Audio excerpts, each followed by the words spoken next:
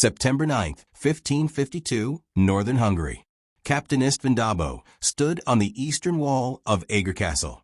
He pressed a brass telescope to his eye, watching as the horizon turned black. It wasn't a storm approaching. It was an army. They came across the flat plain like a massive flood. 40,000 men, maybe even more. The front part of the army was made up of cavalry soldiers. Thousands of horsemen were moving in perfect formation, their metal armor reflecting and catching the bright morning sun. Behind them came the foot soldiers, the infantry, marching in column after column that stretched back for what seemed like miles. And behind them came the siege train. These were massive bronze cannons being pulled by teams of strong oxen. Each giant gun needed 50 men just to move it and position it properly. Dobó lowered the telescope from his eye. His hands were steady and calm, but his mind was doing the terrible arithmetic, the awful math that every soldier learns to fear. There were 2,000 defenders inside these castle walls. There were 40,000 enemy soldiers coming to kill them. That was 20-1 odds. Captain. The voice belonged to Lieutenant Ferenc Zsolt. He was young and trying very hard not to sound terrified. What do we do? Dobó turned around to face his officers, men he'd trained with, fought beside in battle, and trusted completely. They were all looking at him the way drowning men look at a rope thrown to save them. We hold, Dobó said quietly and calmly.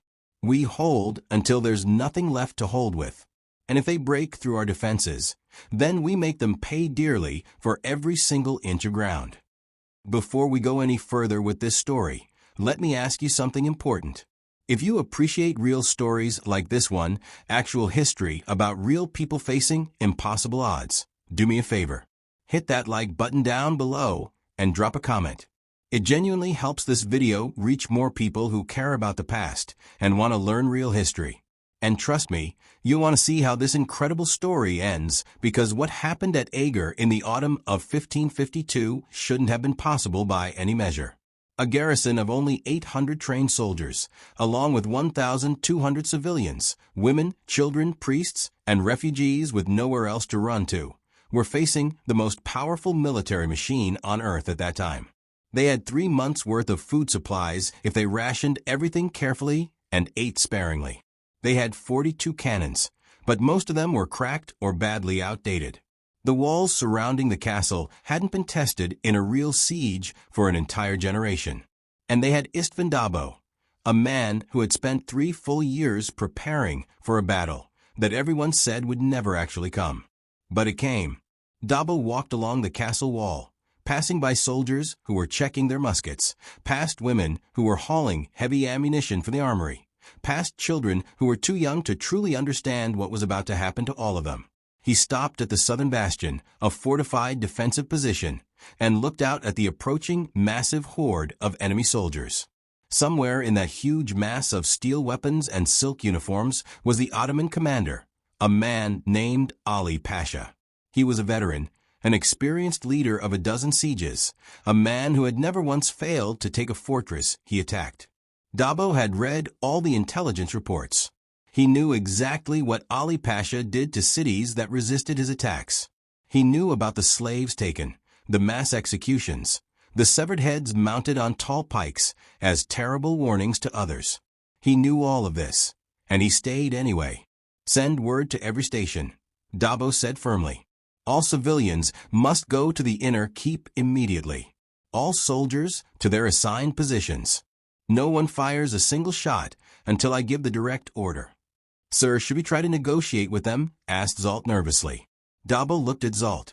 The boy was only 19 years old, the son of a Budapest merchant, barely old enough to shave properly. There's nothing to negotiate about, Dobó said flatly. They want this castle. We won't give it to them. So we're going to teach them what it really costs to take something from Hungarians. He turned and walked toward the command tower, his heavy boots echoing on stone floors that had stood strong for 200 years.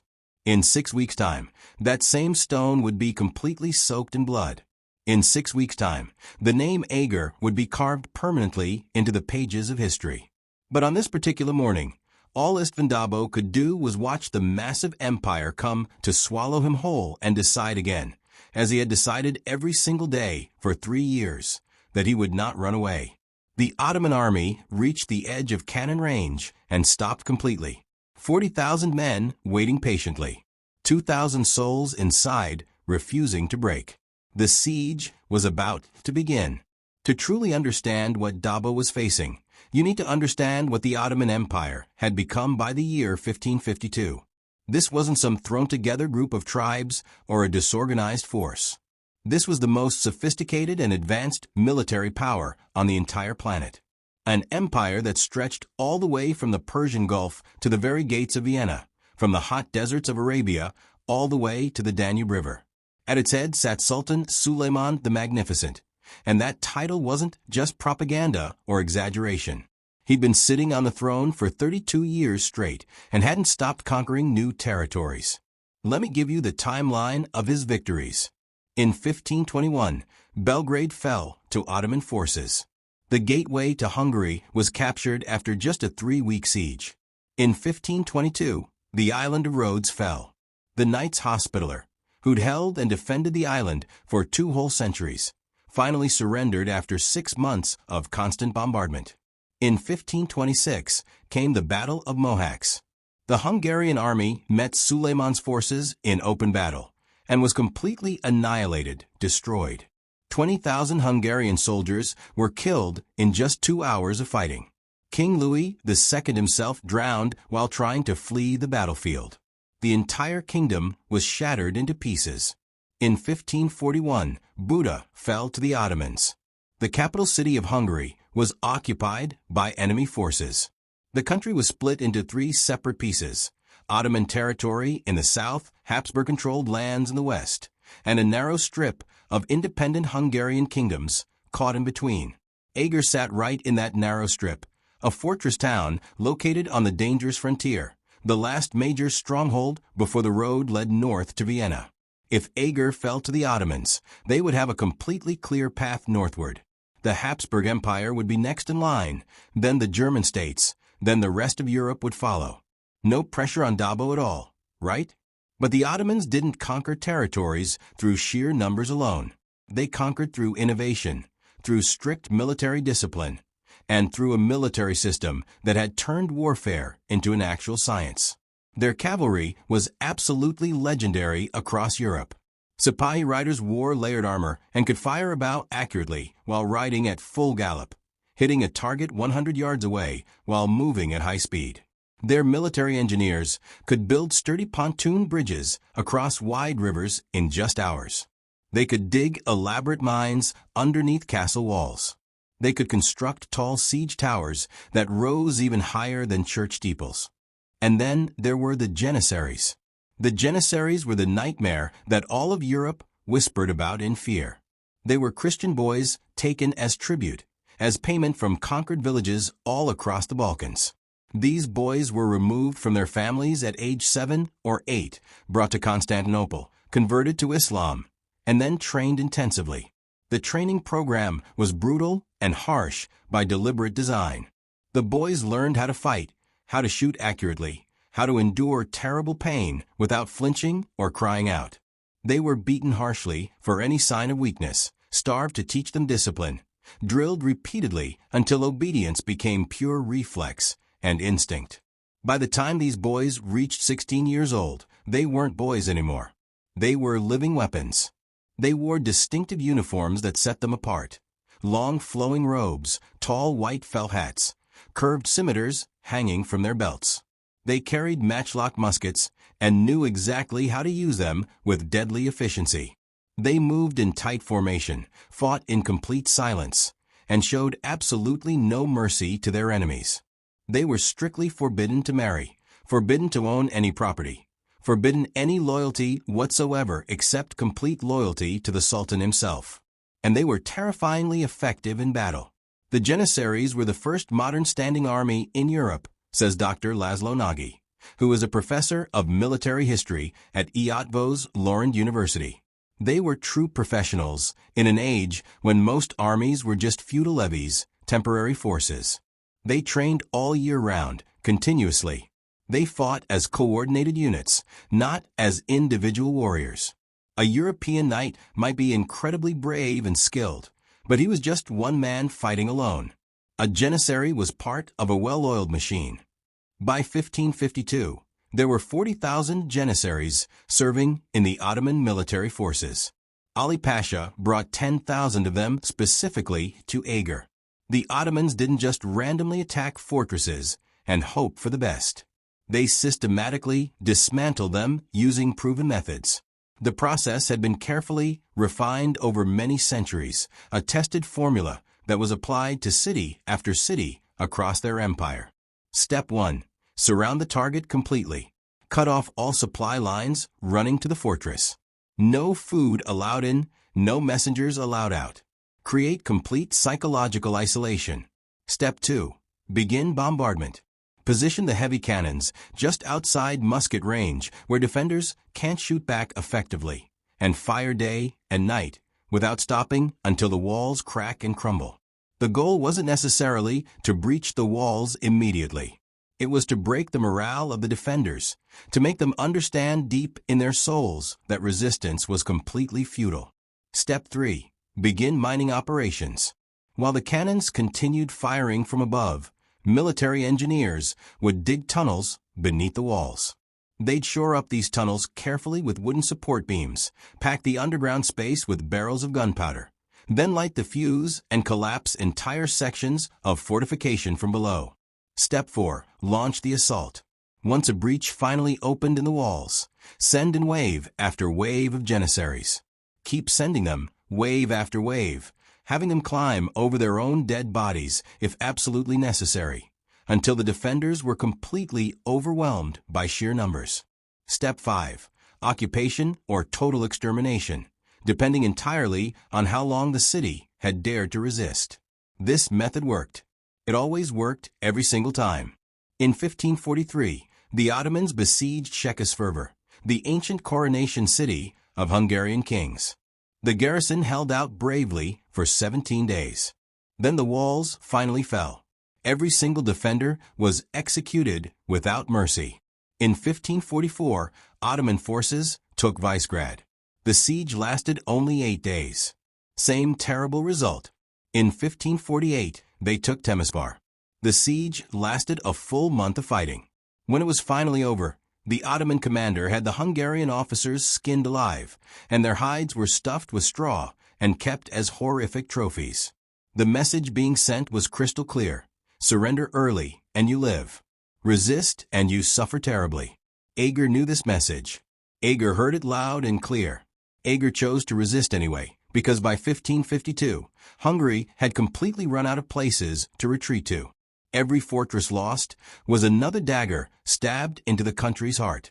Every city abandoned was another 1,000 families enslaved and taken away. Someone had to draw a line somewhere. István Dobó decided that line would be drawn right here at Ager, even if it killed him.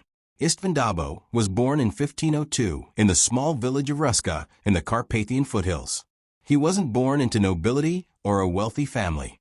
His father was a minor landholder, a man who owned a few fields and a stone house and not much else of value. Dobó grew up working the land hard, learning to ride horses, learning to shoot, learning all the basic skills that every Hungarian boy learned growing up, because the frontier was always dangerous and unpredictable. When he was only 16 years old, Ottoman raiders swept violently through Ruska. They came at night under cover of darkness, burning homes to the ground, stealing livestock, dragging innocent villagers away in chains to be sold as slaves. Dobó's father grabbed a sword and ran out into the street to fight. He managed to kill one raider before a curved scimitar took his head clean off his shoulders. Dobó and his younger brother hid together in a root cellar while their house burned and collapsed above them. They survived the attack. Their father didn't. Their home didn't. Dobó walked to the nearest garrison town the very next morning and enlisted as a soldier. He was 17 years old, half-starved, and filled with the kind of cold fury and rage that doesn't fade away with time. Dobó was shaped and formed by loss, says historian Dr. Catalin Peter. He knew exactly what the Ottomans did to the people they conquered. He'd seen it with his own eyes. He'd lived through it. That made him fundamentally different from nobles who fought for honor or glory or prestige. Dobó fought because he understood the stakes on a deeply personal level. He rose steadily through the military ranks, not because of family connections or political favors, but because he was genuinely competent and skilled. He learned military tactics by carefully studying historical battles, by reading old Roman military manuals, by making mistakes on the battlefield and managing to survive them and learn from them.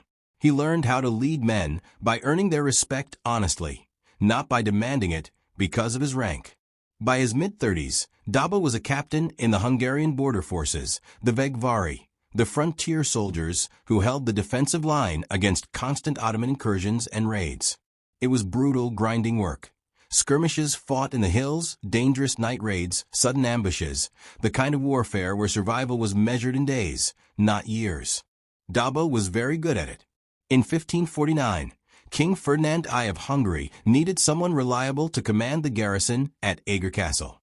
The previous commander had died of fever. Most military officers saw Ager as a dead-end posting, too isolated, badly underfunded, strategically vulnerable. Dobó saw it as absolutely essential to Hungary's defense. He accepted the assignment immediately. Dobó arrived at Ager in the spring of 1549 and immediately started preparing for a siege that no one else thought would actually come. He reinforced the existing walls with earthworks, widening them to better absorb cannon fire. He stockpiled huge amounts of grain, gunpowder, and cannonballs. He drilled the garrison relentlessly, not just in shooting and marksmanship, but in close-quarters combat, in how to hold a breach in the walls, in how to fight effectively when everything goes to hell around you. He recruited local men to serve as militia. He organized all the civilians living in the area, teaching them how to carry ammunition safely, how to put out fires quickly, how to stay calm when the world was exploding violently around them. His officers thought he was being paranoid and overly cautious. But he wasn't being paranoid. He was preparing properly. Then in August 1552, the dreaded news finally came. Buda had reinforced its Ottoman garrison with fresh troops. Sultan Suleiman had sent a massive army northward under the command of Ali Pasha. Their target was Ager. The Hungarian High Command sent Dobó his orders in writing. Evacuate the castle immediately. Pull back to safer territory. Don't waste valuable men defending a position that couldn't possibly be held against such overwhelming force. Dobó read the orders alone in his command chamber, staring at the words for a long time in silence. Then he burned the letter in the fire. Dobó understood something that the High Command didn't, says Dr. Nagy. Every fortress they abandoned made the next one even harder to defend successfully. If you keep retreating forever, eventually you run out of ground to stand on. Somebody had to stop running at some point. He called all his officers together and told them the complete truth. We've been ordered to evacuate this fortress. I'm refusing that direct order. Anyone who wants to leave can do so right now, with absolutely no shame or dishonor. But I'm staying here. This castle stands, or I die in its rubble. Complete silence filled the room. Then Lieutenant Zalt spoke up. I'll stay. Then another officer. And I. Then another and another. By the end of the tense meeting, every single officer had committed to staying and fighting. There were 800 trained soldiers, 1,200 civilians, refugees who'd fled from burned villages, families who had nowhere else to run to, priests and merchants and farmers who'd come to Ager because it was supposed to be safe. Dobó made them all a solemn promise. I won't lie to you about our situation. The odds are heavily against us. The Ottomans are stronger, better armed, and they have 40,000 men. But we have these walls. We have each other. And we have something they don't have, a reason to fight that goes beyond just following orders. This is our land, our home. If they want it, they'll have to bury us under it first. The civilians listened carefully. Some wept openly. Some prayed quietly. None of them left. By late August 1552, the roads leading to Ager were completely clogged with desperate refugees. They came from the villages to the south, Mezőkövesd, Kereksend, places where the Ottoman vanguard had already reached. Dark smoke rose from the horizon every single day. At night, you could see the orange glow of burning homes lighting up the sky. The refugees arrived with whatever they could carry. Wagons were piled high with sacks of grain and precious family heirlooms. Children clutched dolls tightly. Old men leaned heavily on walking sticks, their eyes blank with shock and trauma. Ager opened its gates wide and let them all in. Among these refugees was a woman named Eva Sexy. She was 34 years old, the widow of a Hungarian cavalry officer who had died at the Battle of Mohacs 26 years earlier. She'd raised their son, Mihai, alone, running a small estate outside Mezőkövesd. She was educated, literate, and had built a reputation for being as stubborn as iron. When Ottoman scouts first appeared on her land, her neighbors urgently urged her to flee north to the safer Habsburg territories. Eva flatly refused. "If I run," she told her son firmly, "where does it stop? How many times do we abandon our homes before we finally decide to defend them?" She loaded her wagon with all the supplies she could carry, brought her 15-year-old son with her, and joined the long column of people heading to Ager. Also among the refugees was a young man named Gergely Bornemissza. He was 22 years old, a clerk working in the service of a minor nobleman. He had soft hands, absolutely no combat training, and a nervous habit of constantly adjusting his glasses when he was anxious, which was very often. He'd come to Ager because he literally had nowhere else to go. When the refugees entered the castle courtyard, Dobó was there personally to meet them. He stood on a wooden platform and addressed the frightened crowd. "You're safe here. We'll feed you, shelter you, and protect you. But I need you to understand something very clearly. This castle is going to be besieged. The Ottomans are coming, and when they arrive, nowhere inside these walls will be completely safe. If you want to leave, go now while you still can. But if you stay as part of this garrison. We'll need every hand available." Eva Sexy stepped forward boldly. "We'll stay and we'll fight." Dobó looked at her carefully. This sharp-eyed woman with dirt on her dress and steel in her voice. "Can you load a musket?" he asked. "Teach me," she replied. Dobó made a decision right there that would define the entire siege. He armed the civilians. Not all of them. Children and the elderly were assigned to safer tasks like carrying water and tending to the wounded. But anyone capable of lifting a weapon was trained to use it properly. The men were formed into auxiliary units and assigned to repair walls, haul heavy ammunition, and reinforce the regular soldiers during assaults. The women were organized into support crews, preparing food, managing supplies carefully, and caring for the injured. But some of the women wanted more than support roles. Eva Sexy approached Dobó directly. "We're not asking to stand on the front line," she said. "But if the walls are breached, if the soldiers fall, we need to know how to defend ourselves. Give us weapons. Teach us to fight." Dobó hesitated. It wasn't that he doubted their courage at all. It was that he'd seen what happened in sieges. He'd seen what the Ottomans did to women captured in fallen cities. But Eva didn't flinch or look away. "We know the risks, Captain. We'd rather die fighting than wait to be taken as slaves." Dobó nodded slowly. "All right. Report to the armory at dawn tomorrow." Over the next 2 weeks, Ager transformed completely. Women learned to load and fire matchlock muskets. They practiced hauling heavy cauldrons of boiling water to the walls. They were taught to recognize the sound of mining happening beneath the foundations, to watch carefully for siege towers, to stay low when arrows filled the sky. Gergely Bornemissza, the nervous clerk, volunteered to help dig defensive trenches. He'd never done manual labor in his entire life. His hands blistered and bled. He kept digging anyway. Children were assigned to carry stones to the walls, ammunition for when the defenders ran out of everything else. The elderly prepared bandages, sharpened blades, and kept the kitchens running. The castle became a single living organism, with every person a vital part. Dobó walked the walls every evening, watching his people work. He saw Eva Sexy practicing with a musket, her jaw set in concentration. He saw Bornemissza stumbling under the weight of a heavy basket of rubble, refusing help. He saw soldiers teaching farmers how to hold a spear, how to stand in formation, how to trust the man beside you. And he felt something he hadn't felt in years. Hope. Not hope that they would win. He was too experienced to believe that. But hope that whatever happened, these people would not go quietly into the night. On September 8, 1552, the last refugee column arrived. The heavy gates were sealed shut. The watchtowers reported movement on the southern horizon. Dobó stood on the eastern wall, looking out at the empty plain, and waited. The next morning, the horizon turned black. The Ottomans had arrived.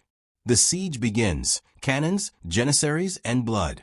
The Ottoman force that surrounded Ager in September 1552 was commanded by two experienced military leaders, Ali Pasha, the Pasha of Buda, and Kara Ahmed Pasha.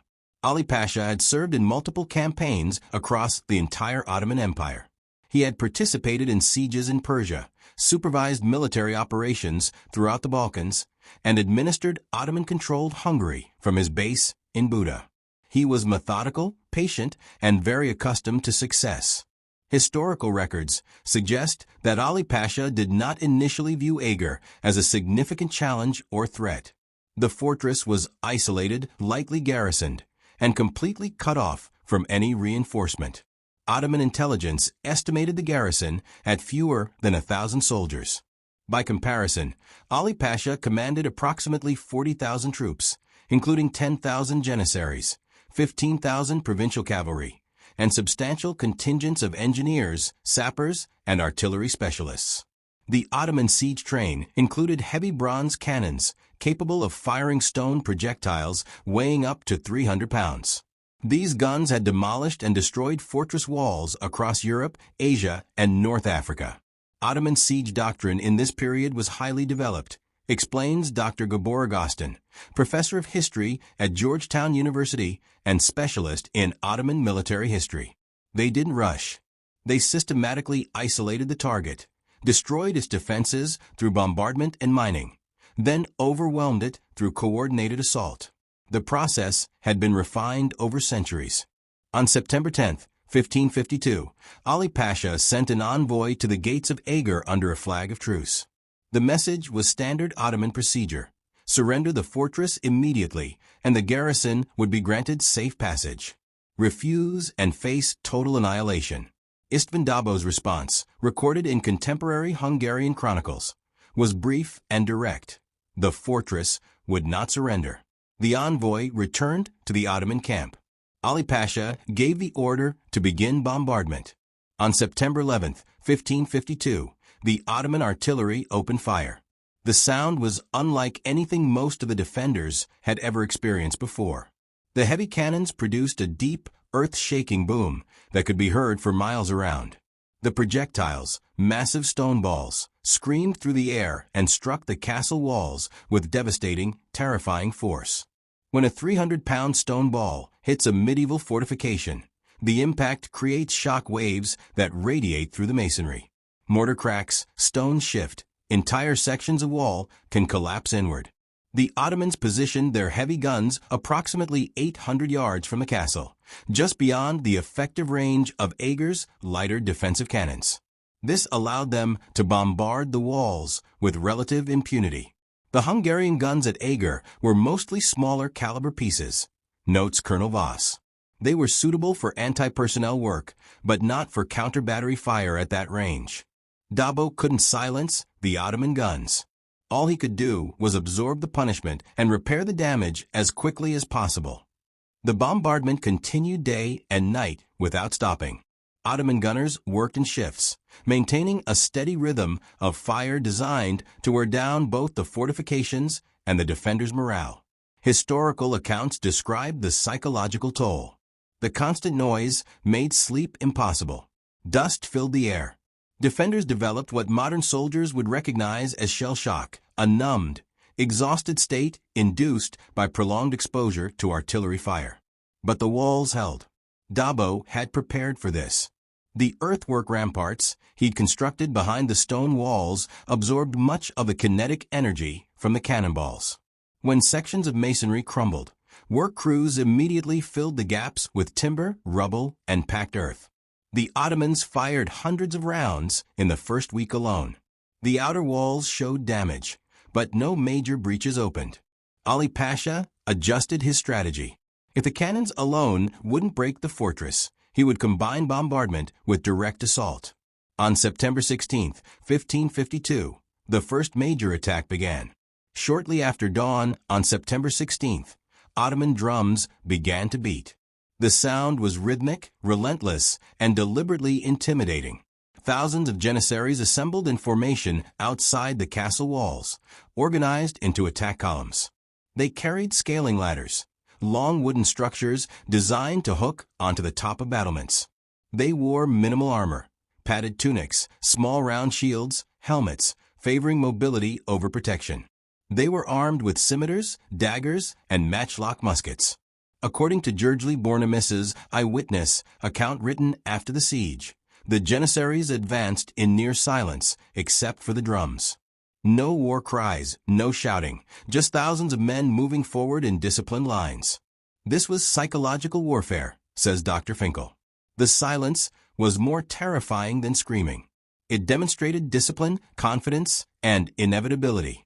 The message was clear: you cannot stop this. The Hungarian defenders waited on the walls, matchlocks loaded, cannons primed with grapeshot. István Dobó reportedly gave the order to hold fire until the attackers were within 50 yards. When the Janissaries reached that distance, the walls erupted. Eger's cannons fired simultaneously, loaded with anti-personnel rounds, canvas bags filled with dozens of iron balls that scattered like lethal hail. Muskets cracked in ragged volleys. Crossbowmen released bolts. The front ranks of the Ottoman assault collapsed, but the men behind them kept coming. Janissary tactics relied on accepting casualties to close the distance, explains Colonel Voss. They knew the first wave would be decimated, but if enough men reached the walls, they could establish a foothold. Their numbers would do the rest. The Janissaries reached the base of the walls and threw up their ladders.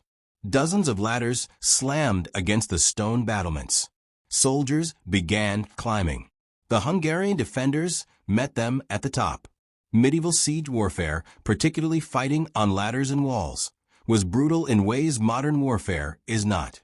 When a Janissary reached the top of a ladder, he had to pull himself over the parapet while Hungarian defenders thrust spears at his face, swung axes at his hands, or simply pushed the ladder backward. Men fell screaming.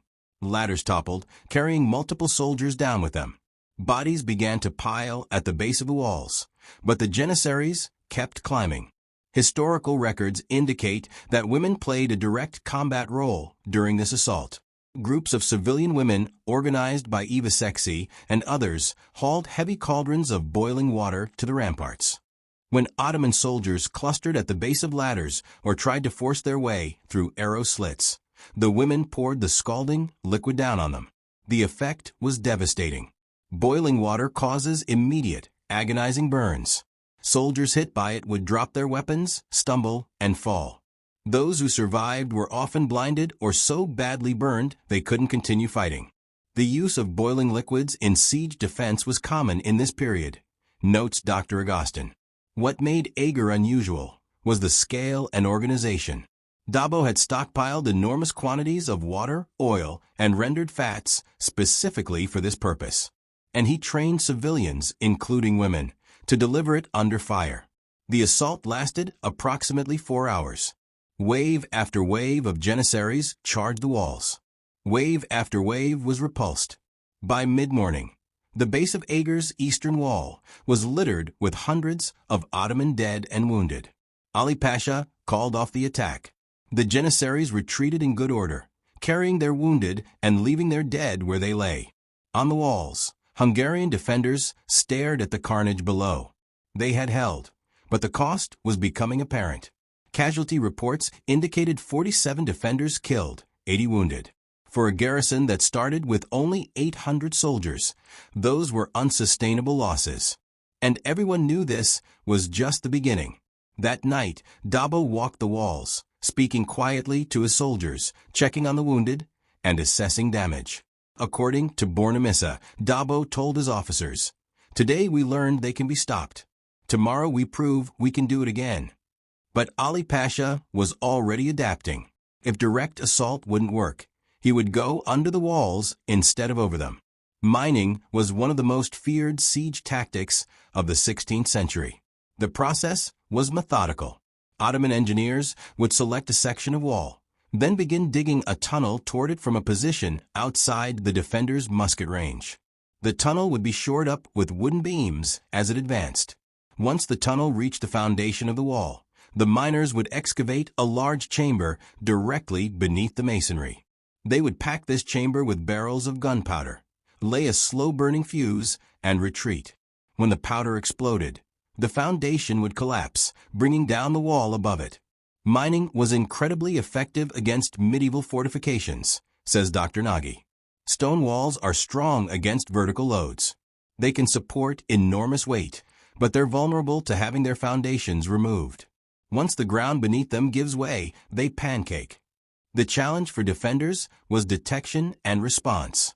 Dobó employed a technique that had been used since ancient times. Water-filled bowls placed on the ground inside the castle. When Ottoman miners dug beneath the walls, the vibrations would cause ripples in the water. Observers watched these bowls constantly. When ripples appeared, they could estimate the approximate location of the enemy tunnel. The counter tactic was called counter-mining. Dig your own tunnel toward the enemy mine, break through, and either collapse it or fight the miners underground. It was claustrophobic, terrifying work. In late September, Hungarian observers detected mining activity beneath the eastern bastion. Dobó ordered counter-mining teams to deploy. Gergely Bornemissza volunteered for one of these teams. Counter-mining operations were carried out by small teams, usually 4 to 6 men working in shifts. They dug through earth and rock using picks, shovels, and their hands. The tunnels were barely wide enough for a man to crawl through. Timber beams were placed every few feet to prevent cave-ins. The only light came from oil lamps, which consumed precious oxygen in the confined space. The air was thick, hot, and difficult to breathe. Men worked in near-total darkness, listening for sounds of enemy digging on the other side of the earth. According to historical accounts, Bornemissa's team broke into an Ottoman tunnel on September 24th. What followed was close-quarters combat in conditions almost impossible to imagine. The tunnels were too narrow to swing a sword.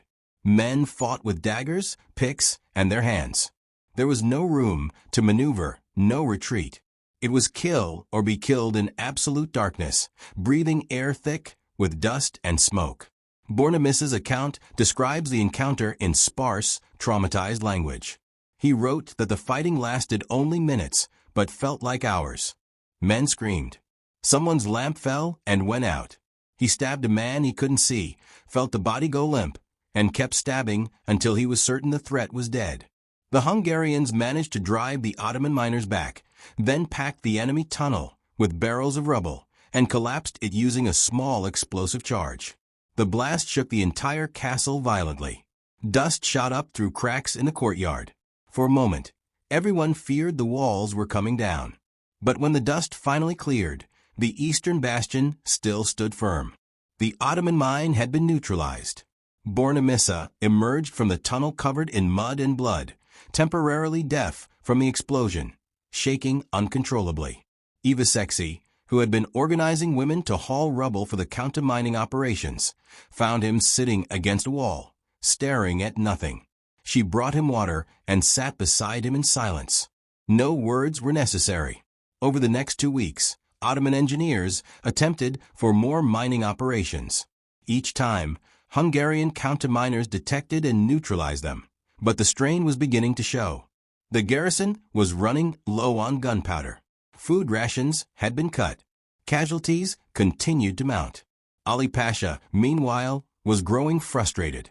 3 weeks into the siege, Ager still stood. He ordered another major assault, this time with everything he had. By early October, the siege had settled into a brutal routine. Daily bombardment, periodic assaults, mining and counter-mining, constant attrition. The fire women, when civilians became killers. Supplies inside Ager were dwindling. Gunpowder reserves were down to a third of their original stockpile. Food rations had been reduced to subsistence levels. Medical supplies were nearly exhausted. The wounded filled the castle's chapel, which had been converted into a makeshift hospital. Civilian women tended injuries with limited bandages, no anesthesia, and nothing but prayer for infection. Morale remained high, but everyone understood the arithmetic. Every casualty weakened the defense. Every spent barrel of gunpowder brought them closer to helplessness. On October 3rd, the Ottomans launched their largest assault yet. This time, Ali Pasha committed nearly 15,000 troops simultaneously, attacking multiple sections of the wall at once to spread the defenders thin.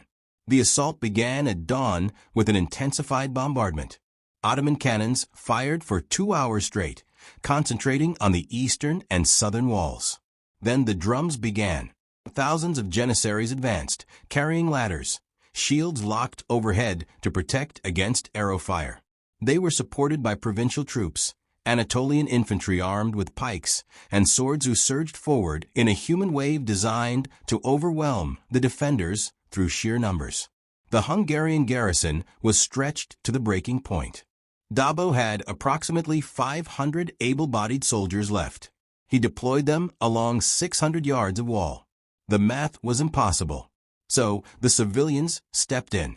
Historical sources, particularly Bornemissa's account, are explicit about the role women played during the October 3rd assault. Groups of women, led by Eva Sexy and others, formed fire teams. They heated massive cauldrons of water, oil, and animal fat to boiling temperatures, then carried them, often under direct enemy fire, to sections of the wall where Ottoman troops were attempting to scale. When janissaries reached the top of their ladders, the women poured the boiling liquid directly onto them. The results were horrific. Men fell screaming, their skin peeling off. Those who survived were often blinded or so badly burned they went into shock. But the tactic worked. It broke assault after assault. The women of Ager weren't just supporting the defense, says Dr. Peter. They were combatants. They were killing enemy soldiers, and they were doing it at enormous personal risk. Ottoman archers specifically targeted them once they realized what was happening. One recorded incident describes a woman named Ilona Sabo who was struck by an arrow while carrying a cauldron to the wall. She fell, spilling the boiling oil, which severely burned 2 other women nearby. All 3 died within hours, but the attacks continued. Another documented event involves a woman who was grabbed by a janissary who had reached the top of the wall. According to accounts, he tried to pull her over the parapet as he fell backward off his ladder. She went over the edge and fell 30 feet to her death on the rocks below. The brutality was total. There were no safe positions. No one was exempt from danger. By midday, the eastern wall was slick with blood, oil, and debris. Bodies, Ottoman and Hungarian alike, lay piled at the base. The air reeked of gunpowder, burning flesh, and death. But the walls held. At approximately 2 o'clock in the afternoon, Ali Pasha called off the assault. The Ottomans had suffered massive casualties. Estimates suggest over 2,000 killed or wounded in a single day. Ager's losses were also severe, 93 defenders dead, over 100 wounded. That night, Eva Sexy sat alone on the steps of the chapel, staring at her hands. They were badly burned from handling hot cauldrons.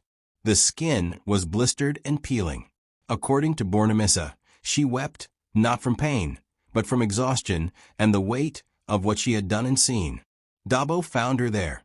He said nothing. He simply sat beside her. After a long silence, Sexy reportedly asked, "How much longer can we last?" Dobó's response, as recorded by Bornemissza, "As long as we must." But privately, Dobó knew the truth. Ager was running out of time. By mid-October, István Dobó faced a critical problem. His garrison was exhausted. Ammunition was running critically low. Food supplies were nearly depleted. The Ottoman bombardment had created multiple weak points in the walls that could not be fully repaired. He couldn't win through strength.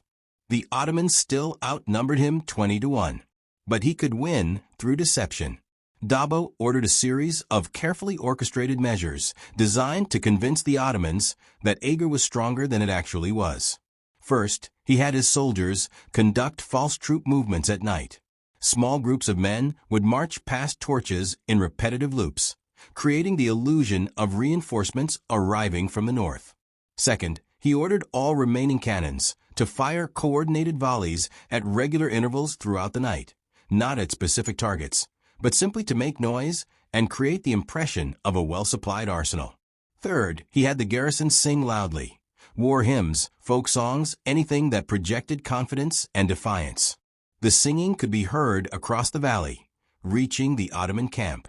This was psychological operations in the 16th century, says Dr. Nagy. Dobó understood that Ali Pasha was making decisions based on intelligence reports and observations. If he could manipulate those observations, he could influence Ottoman decision-making. The strategy worked. Ottoman scouts reported back to Ali Pasha that the fortress appeared to have received reinforcements. The volume of cannon fire suggested adequate supplies. The singing indicated high morale. By late October, Ali Pasha was facing his own crisis. The siege had dragged on for over a month. He had lost thousands of men. His supply lines were stretched. Winter was approaching, and campaigning in the Hungarian highlands during winter was a logistical nightmare. Moreover, his reputation was at stake. He had assured the Sultan that Ager would fall quickly. Instead, it had become a protracted, costly stalemate. Ottoman military records preserved in the archives in Istanbul indicate that Ali Pasha sent dispatches back to Constantinople requesting additional troops and supplies. But he also knew that reinforcements would take weeks to arrive, and every day the siege continued. His position weakened. There was another factor: Hungarian relief forces. Throughout October, there were persistent rumors that a Hungarian relief army was being assembled in the north. Ottoman scouts reported troop movements. Cavalry patrols clashed with Hungarian outriders. The rumors were partly true. King Ferdinand had authorized the formation of a relief column, but internal political disputes and lack of funds had delayed his departure. By mid-October, the relief force still hadn't left Bratislava. But Ali Pasha didn't know that. From his perspective, he was potentially facing a two-front battle: the stubborn fortress in front of him and a relief army approaching from behind. On October 12th, he made a decision: one final, overwhelming assault. Commit every available soldier. If Eger fell, the campaign would be salvaged. If it didn't, he would withdraw before winter and before any relief force could arrive. The date was set, October 17, 1552. The final assault. 39 days that changed Europe. Every soldier in the Ottoman camp knew it. This would be the decisive battle. In Ager, Hungarian scouts observed the preparations: the massing of troops, the stockpiling of ladders and siege equipment, the movement of artillery into closer positions. Dobó called his officers together and told them the truth. The next assault would be total. The Ottomans would throw everything at the walls. If the defense broke anywhere, the castle would fall. He gave his final orders. Every able-bodied person, soldier or civilian, man or woman, would fight. There would be no reserves, no fallback positions. Hold the walls or die trying. On the night of October 16th, the defenders of Ager prepared for the end. October 17th, 1552. Dawn. The Ottoman bombardment began at first light and was unlike anything that had come before. Every cannon in the siege train fired simultaneously. The noise was continuous, overwhelming, a physical force that made the ground shake and the air vibrate. For 2 hours, the cannons pounded the walls without pause. Sections of the eastern wall collapsed. The southern bastion cracked along its foundation. Dust and smoke filled the air so thickly that visibility dropped to a few yards. Then suddenly the cannon stopped. In the silence that followed, the drums began.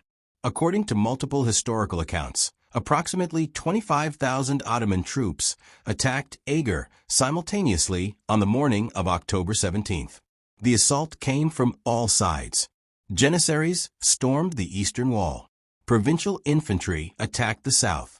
Cavalry dismounted and advanced on the western gates with battering rams. It was total war. The defenders met them with everything they had left. Cannons loaded with grape shot fired point-blank into the massed troops.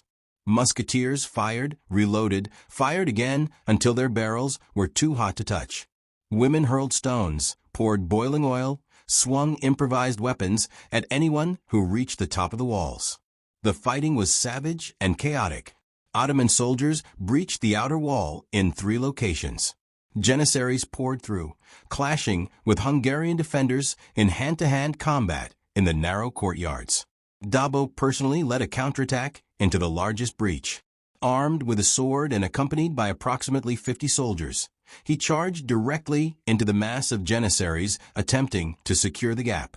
Contemporary accounts describe Dobó fighting with desperate fury, cutting down multiple opponents, rallying his men by sheer force of will. The counterattack succeeded in clearing the breach temporarily, but at enormous cost. Half of Dobó's men were killed or wounded in the melee. By mid-morning, the defense was collapsing. Ottoman troops held positions inside the outer courtyard. The southern bastion was on the verge of falling. Ammunition was nearly exhausted. Casualties were catastrophic. Gergely Bornemissa's account describes this moment as the point when everyone believed the end had come. But then something unexpected happened. The Ottoman assault began to lose momentum. After 4 hours of continuous fighting, even the disciplined Janissaries were exhausted. They had taken massive casualties. The bodies of their comrades filled the breaches and courtyards. Every step forward cost dozens of lives. And the Hungarians refused to break. No matter how many times the Ottomans pushed forward, they met resistance. No matter how many defenders fell, others took their place. What happened at Ager during that final assault is almost inexplicable from a military standpoint, says Colonel Voss. By all rational calculation, the defense should have collapsed.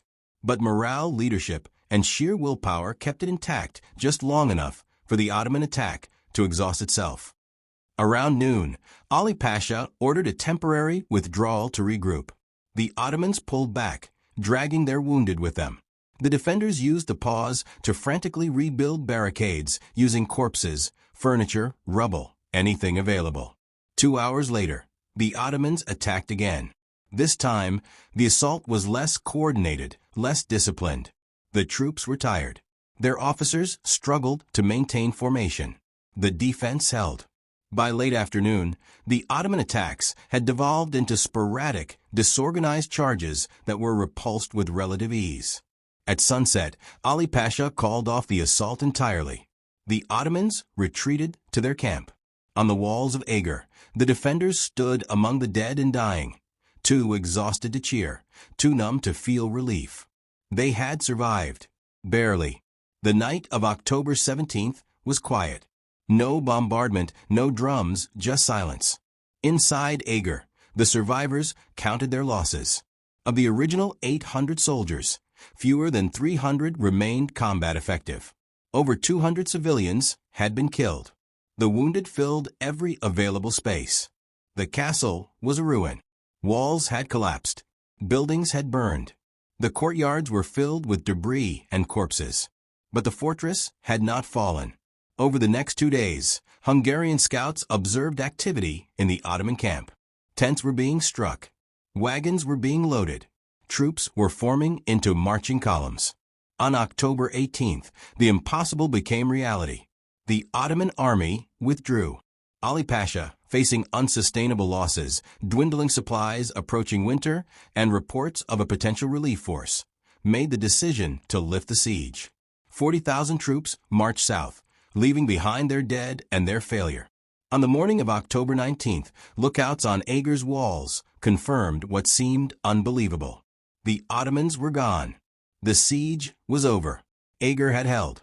On the evening of October 17th, 1552, Ali Pasha sat in his command tent and confronted a reality that no Ottoman commander wanted to face.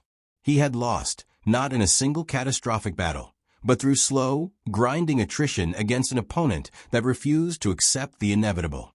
The casualty reports were devastating. Ottoman losses during the siege are estimated at between 8,000 and 10,000 men killed or wounded. The October 17th assault alone had cost roughly 2,000 casualties. These weren't just numbers. They were janissaries, elite troops that took years to train and could not be easily replaced. They were experienced soldiers, siege engineers, artillerymen. For the Ottoman military system, losing 10,000 men wasn't strategically crippling, explains Dr. Agostin. The empire could absorb those losses, but losing them for nothing, failing to take a minor fortress, that was a political and psychological disaster. Ali Pasha's supply situation was equally dire. The siege train had expended enormous quantities of gunpowder. Food supplies for 40,000 men, even with regular resupply caravans, were running low, and winter was approaching. Campaigning in the Hungarian highlands after October was logistically nightmarish. Temperatures dropped below freezing.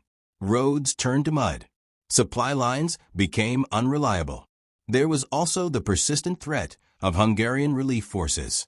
While Ali Pasha's scouts had not confirmed the arrival of a major relief army, reports indicated troop movements to the north. The possibility of being caught between a fortified position and a field army was a scenario no commander wanted. On October 18th, Ali Pasha convened his senior officers. Ottoman military records preserved in the Topkapi Palace archives in Istanbul include references to this council. While the exact details of the discussion are not recorded, the outcome is clear. Ali Pasha ordered a general withdrawal. The decision was rational from a military standpoint, but it carried significant consequences. Ali Pasha had assured Sultan Suleiman that Ager would fall quickly. Instead, the siege had dragged on for 39 days and ended in failure. Retreating from Ager was a humiliation, says Dr. Finkel. Not just for Ali Pasha personally, but for the Ottoman military establishment. They had thrown overwhelming force at a minor fortress and been defeated by a garrison that on paper shouldn't have lasted a week. The withdrawal began immediately. Ottoman engineers dismantled the siege works. Artillery pieces were loaded onto wagons. Tents were struck. The camp that had sprawled across the valley for over a month disappeared within 2 days. By the morning of October 19th, the Ottoman army was in full retreat southward, leaving behind burned siege equipment they couldn't transport, mass graves for their dead, and the fortress they had failed to conquer. October 19th, 1552 dawned cold and gray over Eger Castle. The defenders woke to silence. No cannon fire, no drums, no shouted orders from the Ottoman lines. For men and women who had lived under constant bombardment for 39 days, the silence was disorienting. Scouts were sent out cautiously, expecting ambush or trickery. What they found was an abandoned battlefield. The Ottoman camp was gone. Only debris remained, broken ladders, discarded equipment, trampled earth where thousands of tents had stood. The message was relayed back to the castle. The siege was over. The Ottomans had withdrawn. Historical accounts describe the moment when this realization spread through the garrison. There was no immediate celebration, no cheering. The survivors were too exhausted, too traumatized, too overwhelmed. Gergely Bornemissza wrote that many people simply collapsed where they stood and wept, not from joy, but from the sudden release of unbearable tension. Eva Sexy reportedly climbed to the highest point of the eastern wall, looked out at the empty plain where the Ottoman army had been, and sank to her knees. She stayed there for nearly an hour, staring at nothing, trying to process that she had survived. István Dobó walked the walls that morning, accompanied by his remaining officers. He surveyed the damage, shattered fortifications, collapsed buildings, courtyards filled with rubble and blood. According to later accounts, Dobó said very little. He simply walked, observed, and occasionally stopped to speak quietly with soldiers or civilians. Dobó understood that survival wasn't the same as victory, notes Dr. Nagy. Yes, they had held the fortress, but the cost was almost unbearable, and he carried the weight of every life lost under his command. By midday, the reality of what had happened began to settle in. Ager, a minor fortress with 2,000 defenders, had withstood a siege by 40,000 Ottoman troops. They had done what everyone said was impossible, and the news was about to spread across Europe. The immediate aftermath of the siege was grim work. The first task was caring for the wounded. Over 300 people required medical attention, soldiers and civilians alike, suffering from everything from musket wounds to burns to injuries from falling masonry. The castle's makeshift hospital was overwhelmed. Civilian women, many of whom had no medical training before the siege, worked around the clock cleaning wounds, setting broken bones, and trying to prevent infection with the limited supplies available. Many of the wounded died in the days following the siege. Without antibiotics or modern surgical techniques, even relatively minor injuries could become fatal. Infections set in. Fevers spiked. People who had survived weeks of combat died in the supposed safety of the hospital. The second task was burying the dead. Final casualty figures are difficult to establish with precision, but historical sources provide estimates. Of the original 800 soldiers in the garrison, approximately 400 were killed during the siege. Another 200 were wounded, many seriously enough that they would never return to active service. Civilian casualties were equally severe. Estimates suggest that between 200 and 300 civilians died, killed by cannon fire during assaults or from disease and privation during the siege. In total, Ager lost roughly one-third of its population. Mass graves were dug outside the castle walls. Christian burial rites were performed over hundreds of bodies at once. The graves were marked with simple wooden crosses. The human cost of Ager was staggering, says Dr. Peter. These weren't professional soldiers who had chosen military careers. Many were farmers, craftsmen, women, and children who ended up in a siege through circumstance. And they paid with their lives. The psychological cost was equally severe.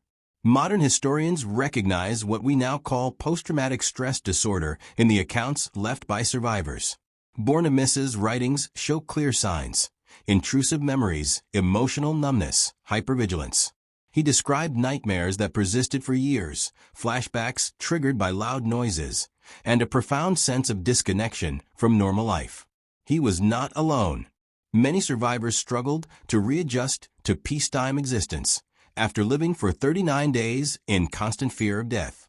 But Ager's resistance had accomplished something beyond survival. The fortress controlled a critical pass through the northern highlands. Had it fallen, the Ottomans would have secured a direct route to the mining towns of Upper Hungary, towns that produced gold, silver, and copper, which provided essential revenue to the Habsburg crown. More importantly, Ager's defense had stopped the Ottoman advance cold. Ali Pasha's failure meant that the 1552 campaign ended in stalemate rather than Ottoman victory. Sultan Suleiman's plans for further expansion into Central Europe were disrupted. Ager bought time, explains Dr. Palfi. It didn't end the Ottoman threat to Hungary. That would continue for another century and a half. But it demonstrated that Ottoman expansion could be resisted, that fortresses could hold, that the empire wasn't invincible. News of Ager's successful defense spread rapidly across Europe. Within weeks, reports reached Vienna, Prague, Rome, and other major cities. The story was sensational. A tiny garrison had defeated the greatest military power on earth. The propaganda value was enormous. For decades, European Christians had watched the Ottomans advance seemingly without limit. Constantinople had fallen. The Balkans had fallen. Hungary had been carved apart. The Siege of Vienna in 1529 had come terrifyingly close to success. Ager proved that resistance was possible. The psychological impact of Ager can't be overstated, says Dr. Finkel. It gave hope to people who had begun to view Ottoman conquest as inevitable. It showed that courage, preparation, and determination could overcome overwhelming odds. István Dobó was hailed as a hero throughout the Christian world. King Ferdinand I ennobled him, granting him estates and titles. The Pope sent a letter of commendation. Chronicles written in the years following the siege lionized Dobó as a Christian warrior who had stood against the infidel. Dobó himself was reportedly uncomfortable with the adulation. According to later accounts, when asked about his heroism, he deflected credit to his soldiers and the civilian defenders who had fought alongside them. "I did what was necessary," he reportedly said. "The people of Ager did the rest." He continued to serve as captain of Ager until 1565, overseeing the fortress's reconstruction and strengthening its defenses. He died in 1572, 20 years after the siege, and was buried with full military honors. Eva Sexy and the other women defenders became symbols of Hungarian resistance. Chronicles and poems celebrated their bravery. Later generations would remember them as the Fire Women of Ager, civilians who had taken up arms to defend their homeland. Gergely Bornemissza survived the siege and later wrote the most detailed eyewitness account of the events. His chronicle, published in the late 16th century, remains the primary historical source for the siege. He lived until 1589, serving in various administrative positions. His writings suggest he never fully recovered from the trauma of the siege, but he considered his survival and his ability to document what happened a sacred duty. "These events must be remembered," he wrote in the introduction to his chronicle, "so that future generations understand the price of freedom and the courage of those who refuse to surrender it." The Siege of Eger marked a turning point in the Ottoman Habsburg struggle for control of Central Europe. Following Ali Pasha's failure, Sultan Suleiman did not authorize another major offensive into northern Hungary for several years. Ottoman strategy shifted toward consolidating control over already conquered territories rather than pushing deeper into Habsburg lands. The fortress of Ager itself was extensively rebuilt and reinforced in the decades following the siege. It remained a critical strongpoint on the frontier and was never again seriously threatened by Ottoman forces. The military lessons of Ager were studied by commanders throughout Europe. Dobó's defensive tactics, the use of earthwork reinforcements, the integration of civilian defenders, the emphasis on countermining operations, and the psychological warfare that convinced the Ottomans the garrison was stronger than it actually was, became textbook examples of effective siege defense. Ager demonstrated that even a relatively small force could defeat a much larger attacker if properly led, well prepared, and fighting on favorable terrain, notes Colonel Voss. Those principles remain valid in military doctrine today. The siege also had cultural and political ramifications. In Hungary, Ager became a symbol of national resistance. During periods of foreign occupation and political oppression over the following centuries, Hungarians invoked the memory of Ager as proof that their nation could survive against impossible odds. The fortress and the story of the siege became central to Hungarian national identity. In the 19th century, the novelist Gazardoni wrote Eclipse of the Crescent Moon, a historical novel based on the siege that became one of the most beloved works in Hungarian literature. Today, Eger Castle is a national monument and museum. Thousands of visitors walk its restored walls each year, learning about the siege and the people who defended it. The Ottoman Empire, meanwhile, continued to pose a threat to Europe for another century and a half. But the momentum had shifted. After Ager, Ottoman expansion into Europe slowed. The disastrous Siege of Vienna in 1683 marked the beginning of a long Ottoman retreat. By the early 18th century, the Habsburgs had reconquered most of Hungary. The empire that had seemed unstoppable in 1552 eventually collapsed entirely in the early 20th century. But in 1552, none of that was foreseeable. All that mattered was that a small group of people facing annihilation had refused to give up. And that refusal changed history. What makes the Siege of Eger significant isn't just the military outcome. It's what the siege represented. Ordinary people facing extraordinary circumstances, choosing to stand and fight rather than flee or surrender. The defenders of Ager weren't elite soldiers. Most were farmers, craftsmen, refugees, women who had never held a weapon before the siege, children who carried stones because there was nothing else they could do. They didn't fight for glory or conquest. They fought because the alternative, submission, enslavement, the destruction of their way of life, was unacceptable. Ager is important because it reminds us that history isn't just made by kings and generals, says Dr. Peter. It's made by ordinary people in moments of crisis who decide that some things are worth fighting for, even when the odds are overwhelming. The siege also demonstrates the importance of leadership. István Dobó wasn't a brilliant tactician or a charismatic leader in the traditional sense. He was competent, steady, and committed. He prepared his garrison. He made rational decisions under pressure. He didn't panic when the situation became desperate. And perhaps most importantly, he trusted the people under his command, including civilians and women, to rise to the occasion. That trust was rewarded. Leadership in crisis isn't about grand gestures, notes Dr. Nagy. It's about preparation, clear communication, and believing that people are capable of more than they think they are. Dobó embodied that. The Siege of Eger also offers a lesson about the limits of military power. The Ottoman Empire had every advantage: numbers, technology, experience, resources. By every rational calculation, they should have won. But wars aren't fought on spreadsheets. Morale matters. Terrain matters. Will matters. The Ottomans could besiege Ager. They could bombard it, mine it, assault it repeatedly. But they couldn't break the will of the people defending it. And ultimately, that made all the difference. If this story resonated with you, I need to ask a favor. Share this video. Leave a comment about what stood out to you. Was it the leadership, the civilian defenders, the impossible odds? Subscribe to the channel if you want more deep historical narratives like this. And here's a question worth thinking about. If you were in Ager in 1552, knowing the odds, knowing what was coming, would you have stayed and fought? Or would you have fled north to safety while you had the chance? There's no right answer. It's easy to admire heroism from a distance. It's much harder to choose it when your life is on the line. But that's exactly what 2,000 people did in the autumn of 1552. They looked at an empire, calculated the odds, and decided those odds didn't matter. They held a fortress that shouldn't have held. They defeated an army that shouldn't have been defeated. And they proved that courage, preparation, and refusal to surrender can accomplish what logic says is impossible. History remembers those who stand when standing seems futile. The defenders of Ager stood. And 4.5 centuries later, we're still telling their story. That's legacy. That's what matters. The Siege of Eger wasn't just a battle.